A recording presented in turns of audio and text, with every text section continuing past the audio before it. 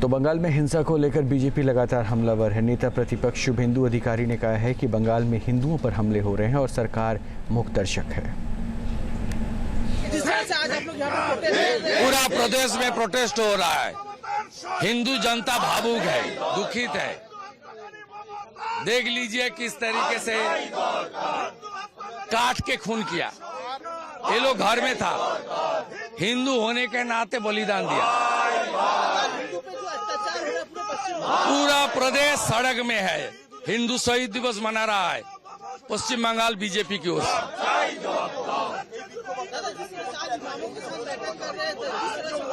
वो अपीजमेंट करने के लिए, ये दंगा जो किया उनको फेलिसिएट करने के लिए। ये पूरा रेस्पॉन्सिबिलिटी एक खून के लिए ममता बनर्जी है। Mamata should step down, she should go to jail.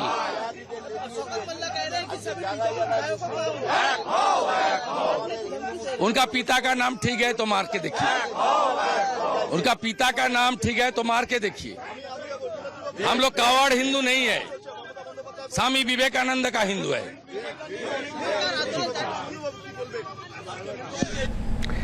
Murshidabad हिंसा को लेकर प्रदेश बीजेपी अध्यक्ष सुकांत मजूमदार ने कहा है कि बंगाल के मुख्यमंत्री दंगाइयों को सह दे रही है, इसी वजह से हिंसा भड़क रही है। देखिए, ये वक्फ बिल लेकर जिस तरीके का घटना घटी है पूरे पश्चिम बंगाल में, हमारे मुख्यमंत्री जी को चाहिए था कि एक आयरन लेडी बनके आयरन हैंडेडली से इसकी मुकाबला किया जाए। पश्चिम बंगाल से ज्यादा मुसलमान आसाम में हैं। उत्तर प्रदेश में लगभग सिमिलर परसेंटेज ऑफ मुस्लिम्स हैं। देखिए वहां पे कुछ नहीं हो रहा, लेकिन ममता बनर्जी यहाँ पे दंगाइयों को शय दे रही है, दंगाइयों को अलाउ कर रहे हैं। सिर्फ इस बार नहीं, इससे पहले भी जब भी घटना घटी है, मैं तो चैलेंज कर रहा हूं, आप हर जगह में जो लोग विक्टिम हैं उनसे मिलिए। सब एक बात में सहमत होंगे, विक्टिम जो है, जो तृणमूल करते वो विक्टिम भी बोलेंगे आपको कि पुलिस के सामने उनके घर को तोड़फोड़ करने दिया गया। जब भी इस तरीके की कोई घटना घट रही हो, नुपुर शर्मा प्रकरण हो या वक्फ बिल हो, कुछ भी एलिबाई हो, उसको सामने रखकर हिंदुओं के घर को तोड़ा जाता है, लूटा जाता है पुलिस के सामने हर बार। और ये रूटीन एक्सरसाइज है ममता बनर्जी और ममता बनर्जी के प्रशासन द्वारा। तो मुझे लगता है आज ये जो आज ममता बनर्जी कर रही है, it is the height of the appeasement politics. Bharatvarsh में इतना अपीजमेंट पॉलिटिक्स, देश की हित को बाजू में रखकर देश की हित को बेच डालने की जो कीमत ममता बनर्जी रख रही है, आगे आने वाले समय में ममता बनर्जी का नाम इतिहास में काले अक्षरों में लिखा जाएगा।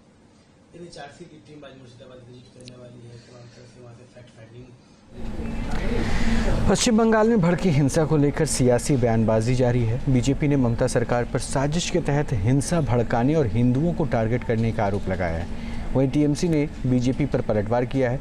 मुर्शिदाबाद में हालात कैसे बिगड़ रहे हैं और कौन कसूरवार है, इसको लेकर अब राजनीति कैसे हावी है, एक रिपोर्ट दिखाते हैं।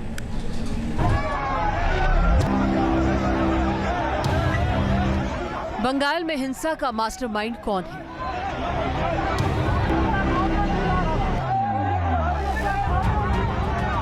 बंगाल को सुलगाने की साजिश आखिर किसने रची?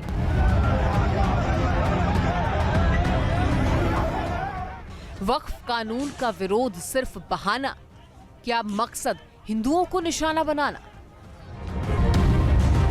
ये शर्म का बात है, मुर्शिदाबाद का हिंदू लोग घर बार छोड़ के अपने प्राण को बचाने के लिए मालदा जा रहा है।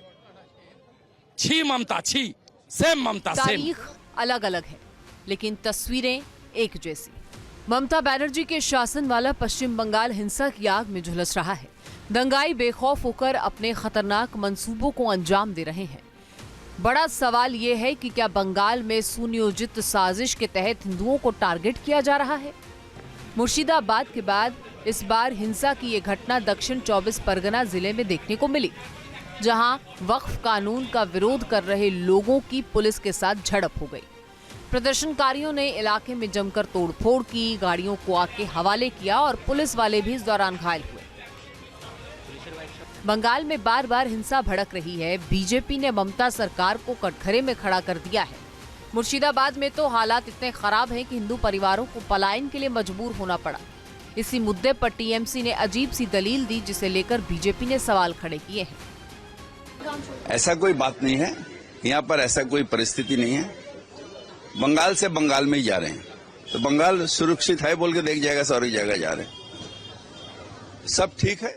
पूरा प्लान माफी किया जा रहा है। प्लान ये है कि हिंदू शून्य करना पड़ेगा, मतलब कोई भी हिंदू यहाँ पे नहीं रह पाएगा। ममता बनर्जी भारत के कॉन्स्टिट्यूशन को नहीं मानती, भारत के एक्ट को नहीं मानती, भारत के सोवरेनिटी को नहीं मानती। वो मानती है कि पश्चिम बंगाल एक अलग देश है, उनका वो प्राइम मिनिस्टर है, चीफ मिनिस्टर नहीं प्राइम मिनिस्टर है।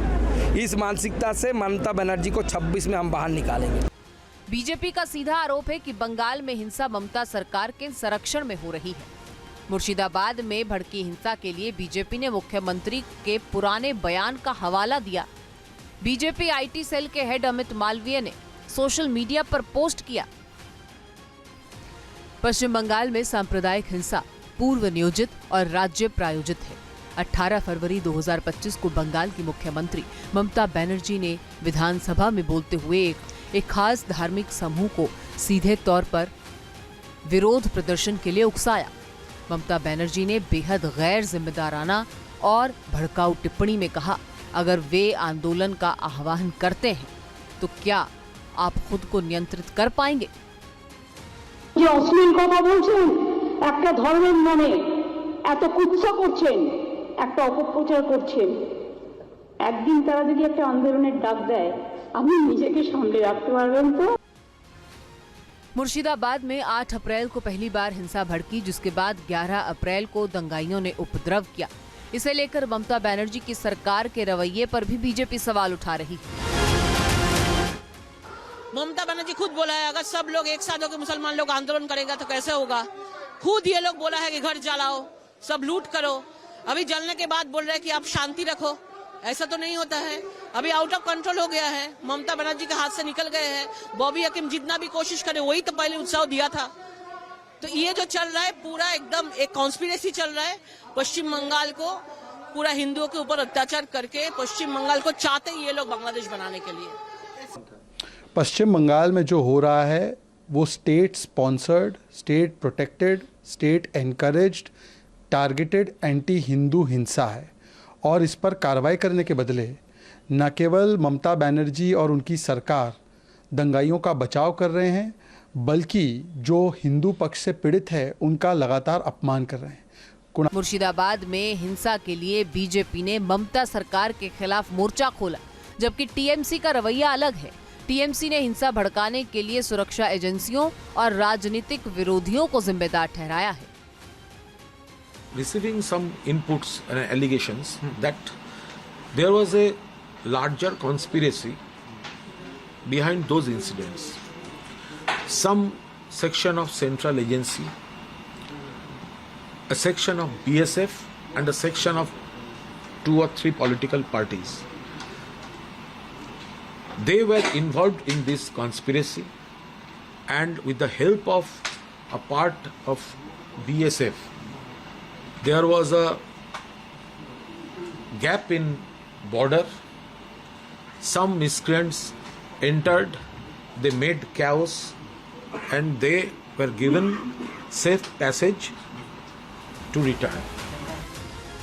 हिंसा पर वार पलटवार की राजनीति हो रही है। बीजेपी और टीएमसी आमने सामने हैं, एक दूसरे को वो कसूरवार ठहराने में कोई कसर नहीं छोड़ रहे। और लगातार उठते इन सवालों के बीच ममता बनर्जी ने लोगों से शांति कायम रखने को कहा है।